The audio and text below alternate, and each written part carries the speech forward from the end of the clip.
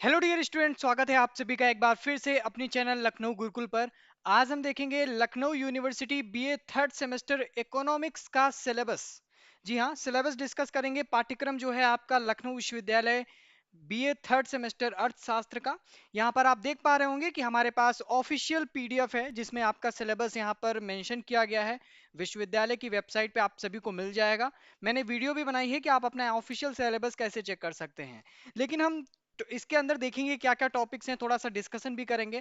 ठीक है, और तैयारी कैसे करनी उस पर भी हम थोड़ा सा एक एक क्विक रिवीजन यहाँ पर ले लेंगे। ठीक है, क्विक रिव्यू यहाँ पर लेंगे। तो चलिए देखते हैं कि यहाँ पर क्या क्या आपको थर्ड सेमेस्टर में पढ़ना है, मेजर वालों को कौन सा पेपर पढ़ना है और माइनर वालों को कौन सा पेपर पढ़ना है, इन सभी पर हम बात करेंगे। ठीक, तो पहला यहाँ पर देख सकते हैं, सबसे पहले आपको एक टेबल टाइप की मिल जाएगी जिसमें आपको जितने भी सेमेस्टर हैं आपके टोटल, उसमें आपको कौन सा पेपर पढ़ना है ये मेंशन किया होगा, और वहां पर ये भी मेंशन किया होगा मेजर वालों को क्या पढ़ना है और माइनर वालों के को क्या पढ़ना है। यहाँ पर हम सबसे पहले आते हैं, ऊपर थोड़ा सा क्लियर आपको नहीं दिख रहा होगा क्योंकि थोड़ा सा ब्लर है पीडीएफ। ठीक है, लेकिन यहाँ पर आप देख पा रहे होंगे सीक्वेंस में इस साइड आपका ईयर दिया है और इधर सेमेस्टर दिया हुआ है। ये मेजर फर्स्ट के विषय हैं और ये मेजर सेकंड के विषय हैं, ये माइनर वालों को पढ़ना है। ठीक है, तो इन पर बात करेंगे। क्रेडिट हैं आपके और टोटल क्रेडिट्स यहाँ पर काउंट किए गए हैं। खैर, जो हमारा मेन मकसद है कि सिलेबस को एक बार चेकआउट करते हैं कि क्या सिलेबस है। हम आते हैं थर्ड सेमेस्टर पे। हम फर्स्ट और सेकेंड सेमेस्टर को अच्छी तरीके से देख चुके हैं, इस पर चर्चा कर चुके हैं। थर्ड सेमेस्टर में आपको अभी तक आपने क्या पढ़ा है? अभी तक आपने माइक्रो इकोनॉमिक्स पढ़ा है और आपने इंडियन इकोनॉमी पढ़ा है। ये दो विषय आप अपने पहले ईयर में, फर्स्ट ईयर में यानी फर्स्ट सेमेस्टर सेकंड सेमेस्टर में कंप्लीट कर चुके हैं। अब आपको एक जो नया एस्पेक्ट होता है यहाँ पर अर्थशास्त्र का, इकोनॉमिक्स का, वो है मैक्रो इकोनॉमिक्स। उसको पढ़ना पड़ेगा।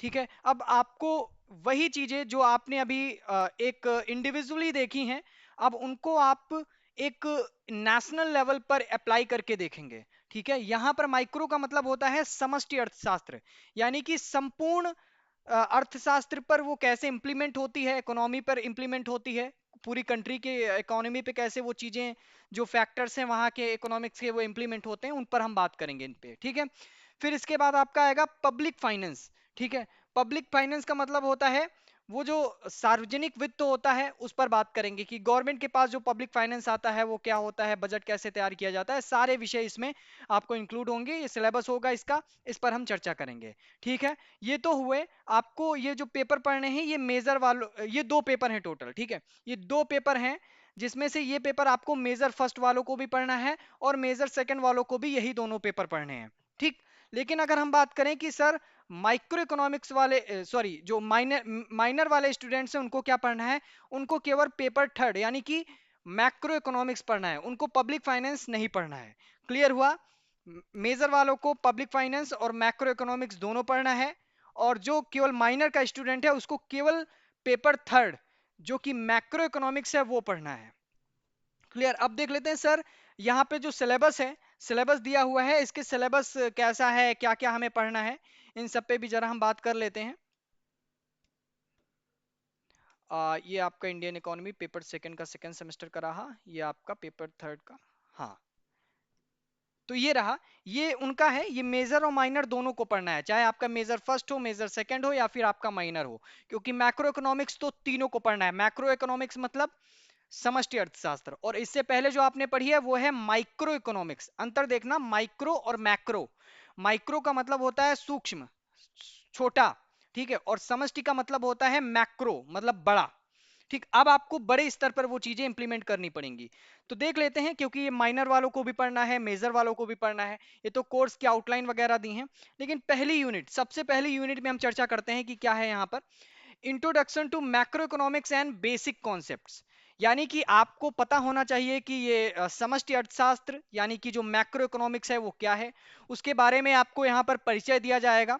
उन चीजों को पहले आप यहाँ पर समझेंगे। ठीक है, मैक्रो वर्सेस माइक्रो इकोनॉमिक्स। फिर यहां पर सबसे पहले आपको क्लियर करेगा कि जैसे मैंने बताया, क्लियर किया कि मैक्रो और माइक्रो में अंतर क्या है। ठीक है, ये दोनों एक दूसरे से कैसे भिन्न है। ठीक, पहले आप यही कैलकुलेट करोगे ना सर, अंतर क्या है, ये माइक्रो क्या है, मैक्रो क्या है, तो पहली चीज आपके पहले टॉपिक में यही क्लियर करेंगे ये अपने सिलेबस में। फिर है मैक्रो इकोनॉमिक्स के क्या क्या यहाँ पर मुद्दे हैं, क्या क्या मामले हो सकते हैं जिन पर आपको इस पूरे सिलेबस को लेकर के चर्चा करनी है। हर एक पहलू का कहीं ना कहीं एक मुद्दा होता है, तो उस पहलू का क्या मुद्दा है उस पर हम बात करेंगे इस मैक्रो इकोनॉमिक्स में। मतलब कोई रीजन तो होगा इसका पढ़ने का, कोई मुद्दा तो होगा, बिना मुद्दे के बिना उद्देश्य के आप किसी चीज को पढ़ते नहीं हो, कोई मामले तो होंगे।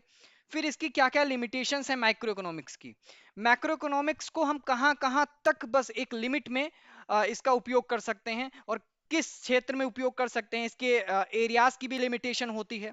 हम इसको इंडिविजुअली नहीं मेजरमेंट कर सकते हैं, इनको कहीं इम्प्लीमेंट नहीं कर सकते हैं, क्योंकि एक बड़े स्तर पर हम मेजर करते हैं इन सब सारी चीजों को जो भी इसमें फैक्टर्स दिए हुए होते हैं। अगला है इंट्रोडक्शन टू नेशनल इनकम। शुरुआत होती है माइक्रो इकोनॉमिक्स की आपकी नेशनल इनकम से, क्योंकि हम एक राष्ट्र के संदर्भ में, एक देश के संदर्भ में अब चीजों को हम यहाँ पर देखने जा रहे हैं। तो नेशनल इनकम जो होता है, जैसे एक व्यक्ति की एक आय होती इनकम होती है, वैसे एक देश की भी इनकम होती है। ठीक, तो सबसे पहले क्या होता है मुख्य मुद्दा, इनकम। जैसे एक देश की इनकम, जैसे एक व्यक्ति की इनकम होती है, हम 10,000 रुपए सैलरी पे काम कर रहे हो कहीं कंपनी में, उसी हिसाब से देश की भी इनकम है। क्योंकि जब देश की इनकम होगी तभी तो आपके जो जितने भी कार्य संसाधन है वो आपके सफलतापूर्वक कार्य कर सकेंगे। ठीक है, तो यहाँ पे नेशनल इनकम के बारे में बात होगी। कॉन्सेप्ट ऑफ जीडीपी, ये बहुत महत्वपूर्ण है, क्योंकि राष्ट्रीय स्तर पर देखते हैं तो आपको जीडीपी का कॉन्सेप्ट भी नजर आता है। ठीक है, जिसमें हम घरेलू सीमा के संदर्भ में बात करते हैं।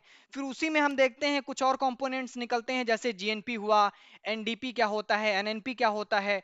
और फिर हम देखते हैं क्या कौन सी चीजें मार्केट प्राइस पे हो रही हैं, क्योंकि मार्केट में उनका मूल्य अलग होगा, लेकिन जब हम उनको रियल में काउंट करेंगे तो उनका मूल्य अलग होगा, प्राइस अलग होगा।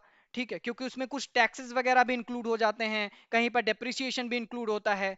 तो वो सारी चीजें करके हम कैसे एक रियल प्राइस निकाल सकते हैं, उस पर फैक्टर कॉस्ट बात करता है, और मार्केट प्राइस टोटल जो प्राइस है उसको मिला करके बताता है। तो ये सारे डिफरेंस आपको यहाँ पर देखने को मिलेंगे। ठीक है, इसके बाद है फैक्टर कॉस्ट, वही चीज कि रियल एक प्रकार से हम कैसे देखेंगे डेप्रिसिएशन को, और जो आपका ये टैक्सेस है इनको कैसे हम माइनस करके देख सकते हैं कि हमारा ओरिजिनल प्रोडक्ट का प्राइस क्या है।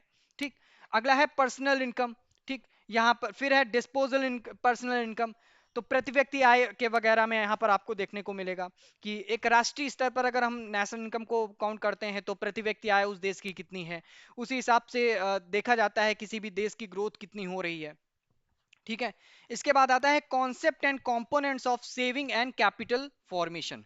फिर देखा जाएगा कि जो बचत है, और साथ ही साथ बचत के साथ साथ आपका जो कैपिटल फॉर्मेशन है, ठीक है, जो पूंजी का निर्माण है वो कैसे होता है, उस पर यहाँ पर बात की जाएगी। ये हम पहली ही यूनिट में जो बेसिक चीजें हैं हम यहाँ पर चर्चा करेंगे। अगले चैप्टर में हम अगली यूनिट में हम बात करेंगे जो सिलेबस में आपके दिया हुआ है। अगली यूनिट है जो अगली यूनिट है आपकी मेजरमेंट ऑफ मैक्रो वेरिएबल्स। ठीक, जो मैक्रो इकोनॉमिक्स के वेरिएबल्स हैं, ठीक, जो भी यहाँ पर मैक्रो इकोनॉमिक्स के वेरिएबल्स हैं उनके मेजरमेंट कैसे होता है, कैसे करते हैं। क्योंकि हम क्या देखते हैं वेरिएबल्स, जैसे जीडीपी है, जीडीपी हम कैसे मापेंगे। ठीक है, किसी भी देश की नेशनल इनकम को हम कैसे मेजर कर सकते हैं। ठीक, जैसे हमारी इनकम है, हमारी इनकम को कहीं ना कहीं मेजर किया जा सकता है, क्योंकि हम इंडिविजुअली उसको चेक कर रहे हैं। लेकिन जब नेशनल इनकम की बात आती है तो नेशनल इनकम में इतने बड़े एरिया को जो कवर करता है, उसमें हम कैसे इन चीजों को कैलकुलेट कर सकते हैं, मेजर कर सकते हैं। तो उनके क्या क्या मेथड्स हैं उन पे बात करेंगे, क्या क्या वेरिएबल्स हो सकते हैं, approaches the measurement of GDP, क्या क्या अप्रोचेस हैं जीडीपी को मापने की, इनकम को मापने की, एक्सपेंडिचर, क्योंकि इनकम भी होती है तो स्वाभाविक है कि कहीं ना कहीं आप व्यय भी कर रहे होंगे, अगर आपकी आय हो रही है तो कहीं ना कहीं व्यय भी कर रहे होंगे। ठीक, प्रोडक्ट और वैल्यू एडेड, ये सारे मेथड्स हैं जिनके माध्यम से मापे जाते हैं। क्योंकि देखा जाता है कि हर एक व्यक्ति की आय कितनी है उसके हिसाब से पूरी नेशनल इनकम काउंट की जा सकती है, या फिर प्रोडक्ट का प्राइस कितना होता है वो प्रोडक्ट मेथड कहलाता है। क्योंकि हम प्रोडक्ट के प्राइस को कैलकुलेट कर देते हैं, उसका अलग मेथड होता है, उसके माध्यम से नेशनल इनकम कैलकुलेट कर लेंगे। ये सारे मेथड्स होते हैं। ठीक, फिर वैल्यू एडेड मेथड होता है। फिर उसके बाद difficulties of estimating national income. अब फिर आपको ये भी बताएगा कि नेशनल इनकम को जब आप कैलकुलेट करने जाते हैं, जब मेजर करने जाते हैं तो क्या क्या समस्याएं फेस करनी हो सकती हैं, क्या क्या इसकी बाधाएं साबित हो सकती हैं। इसके बाद है सर्कुलर फ्लो ऑफ इनकम। फिर दिखाता है कि एक व्यक्ति के हाथ में जब आता है पैसा, या कह लें एक क्षेत्र के हाथ में, एक क्षेत्र विशेष के हाथ में जब पैसा आता है, क्षेत्र विशेष आपके काफी हो सकते हैं, आपका निजी क्षेत्र हो सकता है, सरकारी क्षेत्र हो सकता है। ठीक। तो वो सर्कुलर फ्लो कैसे होता है इनकम का, इस पर भी ये पूरा एक चक्र होता है, एक साइकिल होती है, उस पर भी बात करेगा आपका। बहुत अच्छा कॉन्सेप्ट है ये, बहुत ही इंटरेस्टिंग भी है। And expenditure in 2, 3 and 4 sector. तो सेक्टर के टाइप्स भी होते हैं, ठीक है। कहीं पर आपको घरेलू सेक्टर मिलेगा, फिर कहीं पर आपको निजी, कहीं पर सरकारी, ये सारी चीजें आपको कहीं ना कहीं मिलती हैं, ठीक। ये सारी चीजें आपको यहाँ पर, फिर ये सेक्टर हैं 2, 3, 4, ये सेक्टर होते हैं, इन पर बात करेगा। मेजरिंग इन्फ्लेशन रेट, जो आपका ये मुद्रास्फीति के इन्फ्लेशन रेट होता है, ठीक, मुद्रास्फीति, इसका जो दर है वो कैसे मापी जाती है, मेजरमेंट कैसे किया जाता है, ठीक। एंड द अनएम्प्लॉयमेंट रेट, जो आपकी ये बेरोजगारी दर है, ये कैसे मापी जाती है, सारी चीजें यहाँ पर बताएगा। राष्ट्रीय national income and economic welfare, ये बहुत महत्वपूर्ण है कि जो इकोनॉमिक वेलफेयर है, जो एक प्रकार से आर्थिक कल्याण है, उसके बारे में आपसे यहाँ पर बात करेगा, ठीक। उस पर आपको यहाँ पर कुछ क्वेश्चंस जो है वो पूछेगा। ग्रीन अकाउंटिंग बहुत ही महत्वपूर्ण आपका टॉपिक हो सकता है, ग्रीन अकाउंटिंग बहुत इंपॉर्टेंट है, इस पर क्वेश्चन आपका आता ही आता है। जैसा आप सभी को पता है कि इस बार जो आपका एग्जाम होगा वो आपका यहाँ पर मोस्ट प्रोबेबली कि आपका यहाँ पर रिटन एग्जाम होगा, ठीक है। जैसे 5 क्वेश्चन पूछे जाते थे, अभी पैटर्न फाइनली डिसाइड नहीं हुआ है, लेकिन जो जैसे ही आएगा हम आपको बता देंगे। यूनिट थर्ड है आपका determination of income and employment. अब क्या है कि कैसे यहाँ पर निर्धारण किया जाता है आय का और रोजगार का। ये बहुत महत्वपूर्ण टॉपिक है, बहुत महत्वपूर्ण टॉपिक। जैसे आप कंजम्पशन का देखते हैं, यहाँ पर जब हम बात करते हैं माइक्रो इकोनॉमिक्स में आपने पढ़ा होगा कंजम्पशन इन्वेस्टमेंट, ठीक उसी का एक प्रकार से कह सकते हैं कि डिटर्मिनेशन ऑफ इनकम और एम्प्लॉयमेंट का टॉपिक लेकर आता है। उतना ही महत्वपूर्ण है जितना कंजम्पशन और इन्वेस्टमेंट का है। इसमें देखेंगे कि बेसिक एजम्पशंस क्या है, क्या क्या यहाँ पर क्लासिकल थ्योरी, कौन कौन सी थ्योरीज हैं, जिसमें हम क्लासिकल थ्योरी के बारे में बात करेंगे, ठीक है। क्लासिकल थ्योरी ऑफ एम्प्लॉयमेंट है, कुछ थ्योरीज दी गई हैं। सेज लॉ ऑफ मार्केट बहुत इंपॉर्टेंट है, क्या कहा गया है, ठीक। सेज लॉ में वेज प्राइस फ्लेक्सिबिलिटी, ये पीगू के वर्जन पे आधारित है। ये सारी चीजें हम बताएंगे इसमें, ठीक है, जो भी आपको पढ़ाया जाएगा या फिर जो भी आप अपने यूनिवर्सिटी कॉलेज में पढ़ेंगे। सेविंग इन्वेस्टमेंट इक्वालिटी कैसे हम कर सकते हैं, कैसे सेविंग और इन्वेस्टमेंट किस फॉर्मूले के थ्रू यहाँ पर इक्वालिटी हो सकती है, क्योंकि जितना सेव किया जाता है वो कहीं ना कहीं जाके मार्केट में इन्वेस्ट जरूर होता है, उसको हम बचाए तो रखेंगे नहीं। भले ही हम अपने कंजम्पशन के लिए प्रयोग करें, लेकिन हम एक प्रकार से वो इन्वेस्ट ही तो कर रहे हैं चीज, ठीक। नेक्स्ट है आपका नेक्स्ट है आपका evolution of the classical theory of employment, ठीक है। Evolution of the classical theory of employment, ये बहुत इंपॉर्टेंट है कि कैसे इवोल्यूशन हुआ था क्लासिकल थ्योरी का। फिर आपको क्लासिकल के बाद एक टॉपिक मिलेगा कीन्सियन का। तो क्लासिकल और कीन्सियन हमेशा एक दूसरे के विरोधी विचारधारा के रहे हैं, ऐसा माना जाता है, क्योंकि दोनों के अपने अपने पहलू रहे हैं, दोनों के अपने अपने विचारधाराएं रही हैं। इस पर भी हम लोग देखेंगे अच्छे से, ठीक है। कीन्सियन थ्योरी ऑफ एम्प्लॉयमेंट, ये भी आप लोग पढ़ेंगे अच्छे से। आगे बढ़ते हैं, लास्ट यूनिट है आपकी, ये तो थर्ड यूनिट हमने यहाँ पर बता दी, ठीक। इसके बाद लास्ट यूनिट है आपकी, इसी में GDP, it's components and determinants. Actual and potential GDP क्या होता है, ऑकुन्स लॉ क्या होता है, लॉ के बारे में यहाँ पर ऑकुन्स की लॉ के बारे में पढ़ने को मिलेगा। कंपोनेंट्स ऑफ जीडीपी क्या क्या हो सकते हैं, कंजम्पशन है, कंजम्पशन फंक्शन है, सेविंग फंक्शन है, इन्वेस्टमेंट फंक्शन है, कॉन्सेप्ट ऑफ मल्टीप्लायर है, नेशनल इनकम है, determination in 2 and 3 sector economy है। सिंपल आपका जो ISLM मॉडल है वो भी यहाँ पर आपका इंक्लूड है, ठीक है, क्लियर है। तो ये आपका, सॉरी, वो जो मैंने आपको बोला था ना, क्या कहते हैं उसको, अभी मैंने बोला कि जैसे आपका कंजम्पशन फंक्शन इन्वेस्टमेंट फंक्शन है, उसी हिसाब से ये भी है आपका, कहाँ गया, एक चीज दिखा देता हूँ, कंफर्म कर देता हूँ। जैसे बोला बोला था ना कि determination of income and employment, ये आपका कंजम्पशन फंक्शन और इन्वेस्टमेंट फंक्शन, सॉरी, इसी में है, ठीक है। ये सारा आपका इसी में आएगा। एक second,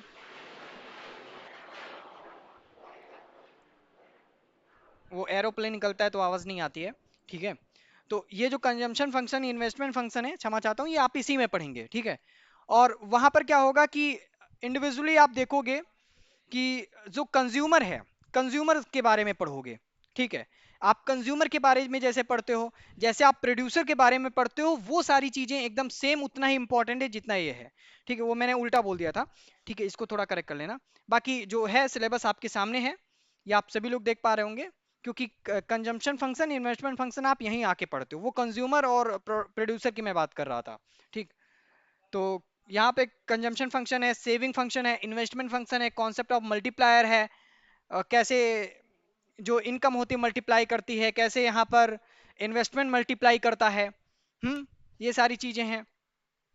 national income determination in 2 और 3 सेक्टर इकोनॉमी, कैसे नेशनल इनकम का निर्धारण होता है 2 और 3 सेक्टर इकोनॉमी में। आईएसएलएम मॉडल बहुत इंपॉर्टेंट है, इस पर क्वेश्चन आपका पेपर में यहाँ पर रखा ही हुआ है, ठीक है। तो ये कुछ क्वेश्चन हैं आपके, ये आपका सिलेबस है, इस पर कुछ जो महत्वपूर्ण क्वेश्चन है वो मैंने बताए हैं बनेंगे। फिलहाल जब हम इंपॉर्टेंट क्वेश्चंस की चर्चा करेंगे तो हम देख लेंगे। अब ये पब्लिक फाइनेंस है, इसमें आपको फाइनेंस के बारे में पढ़ना होता है, वो थोड़ा सा इस वजह से अच्छे से बताना पड़ा क्योंकि माइक्रो, मैक्रो और इंडियन इकोनॉमी ये पूरी तरीके से अर्थशास्त्र के बेस हैं। इन्हें नहीं पढ़ा तो आप अर्थशास्त्र के छात्र कहला ही नहीं सकते हैं। माइक्रो मैक्रो तो कंपलसरी है, तो उसी को ध्यान में रखते हुए माइक्रो और मैक्रो तो आपको पढ़ना ही है। इसी वजह से माइनर वालों के लिए भी मैक्रो की व्यवस्था की गई है और इसी वजह से माइक्रो का पेपर, मैक्रो का पेपर उनको माइनर वालों को दिया गया है, ठीक। अब बात करते हैं कि जो आपका पब्लिक फाइनेंस है उसमें आपको क्या क्या पढ़ना है। पब्लिक फाइनेंस के जो पहली यूनिट है, इंट्रोडक्शन टू पब्लिक फाइनेंस, इसमें आपको बताया जाएगा कि जो पब्लिक फाइनेंस है, जो सार्वजनिक वित्त है, वो क्या होता है, मतलब इसके थोड़ा सा नेचर, स्कोप और इंपॉर्टेंस क्या, मतलब एकदम बेसिक चीजें आपको यहाँ पर बताई जाएंगी इसके बारे में। डिफरेंस बताया जाएगा कि क्या डिफरेंस है आपका प्राइवेट और पब्लिक फाइनेंस में, ठीक है। Principles of maximum social advantage, यहाँ पे कुछ सिद्धांत होंगे उनके बारे में बताया जाएगा। Role of state in public finance, फिर इसके बाद हम आएंगे कि सोर्सेज ऑफ रेवेन्यू, गवर्नमेंट कैसे अपनी जो रेवेन्यू है, इनकम है, जनरेट करती है, आय को जनरेट करती है, गवर्नमेंट को कहाँ से पैसा मिलता है, ठीक है। कुछ टैक्सेस के माध्यम से मिलता है, ये भी हमने देखा है।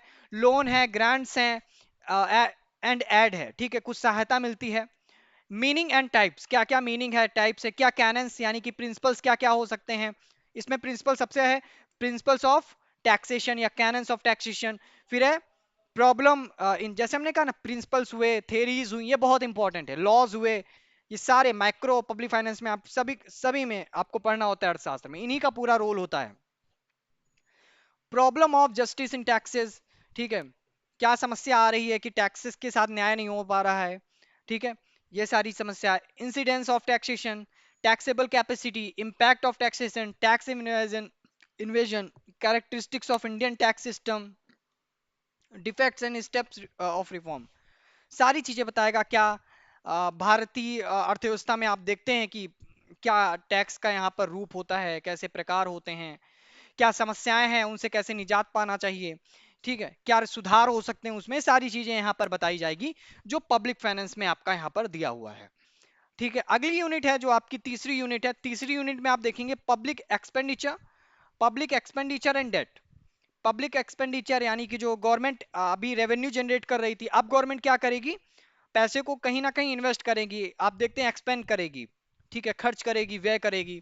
आपके लिए सड़क बन रहा है, पुल बन रहा है, ये सारे क्या होते हैं, कहीं एयरपोर्ट बनना, कहीं स्टेशन बन रहा है, रेलवे स्टेशन का पुनर्निर्माण हो रहा।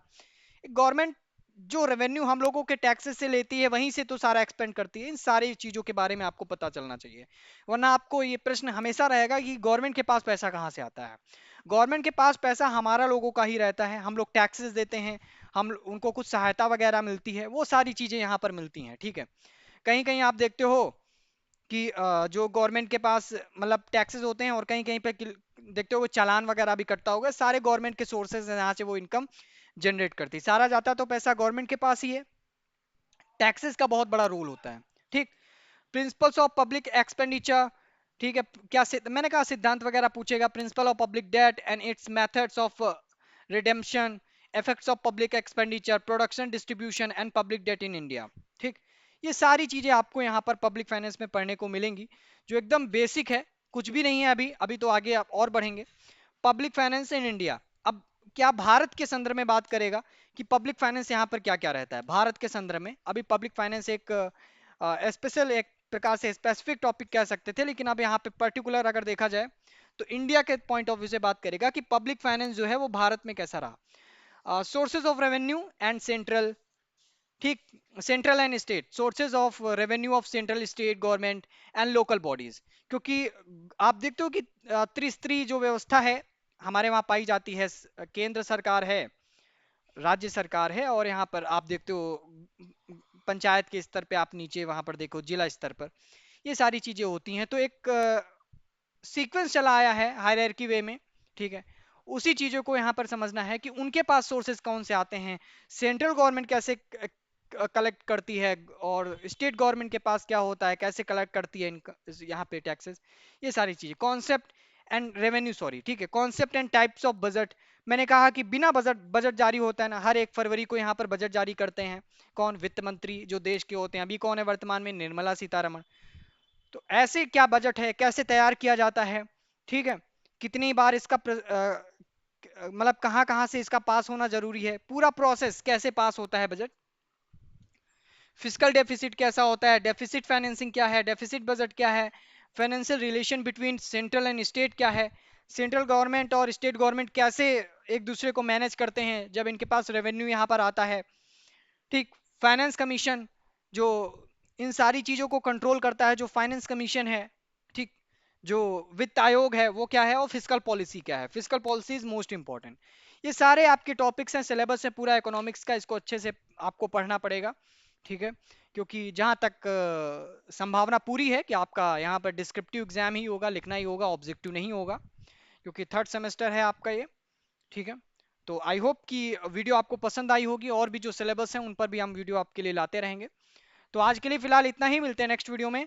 लखनऊ गुरुकुल का जो कम्युनिटी ग्रुप है आप सभी उसे ज्वाइन जरूर कीजिएगा, वहां पर आपको अपडेट दिया जाता रहेगा, ठीक है, टाइम टू टाइम। तो थैंक यू सो मच। कोई भी अपडेट होगी लखनऊ विश्वविद्यालय से रिलेटेड, आप लखनऊ गुरुकुल को सब्सक्राइब कर लीजिए और बेल आइकन को प्रेस कर लीजिए। थैंक यू सो मच, मिलते हैं नेक्स्ट वीडियो में।